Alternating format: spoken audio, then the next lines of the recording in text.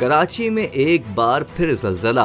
2 दिन मुसलसल आने वाला जलजला कई घंटे वक्फे के बाद आज 2:23 पर महसूस किया गया, जिसके बाद अवाम में खौफ और हिरास फैल गया। जलजला पैमा मरकज के मुताबिक रिक्टर स्केल पर जलजले की शिद्दत 2.1 रिकॉर्ड की गई, जबकि गहराई 5 किलोमीटर थी।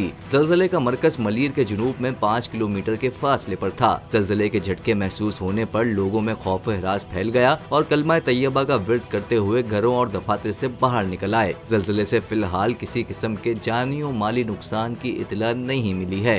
वाज़ेह रहे कि कराची शहर में इतवार से वक्फे से जलजले के झटके महसूस किए जा रहे हैं और अब तक कई बार शहर में जलजला आ चुका है। इस हवाले से चीफ मेट्रोलॉजिस्ट अमीर हैदर ने बताया कि ये जलजले के झटके लांडी फॉल्ट लाइन मुतहर्रिक होने से आ रहे हैं। ये फॉल्ट लाइन अब मामूल पर आने के अमल से गुजर रही है, ताहम मजीद 1 हफ्ते तक मामूली शिद्दत के जलजले आ सकते हैं। याद रहे कि मौसमियाती तब्दीलियों से शदीद मुतासिर ममालिक में पाकिस्तान का 5वां नंबर है। यही वजह है कि अब यहाँ शदीद गर्मी के साथ तूफानी बारिशें और जलजलों के आए दिन झटके आने लगे हैं।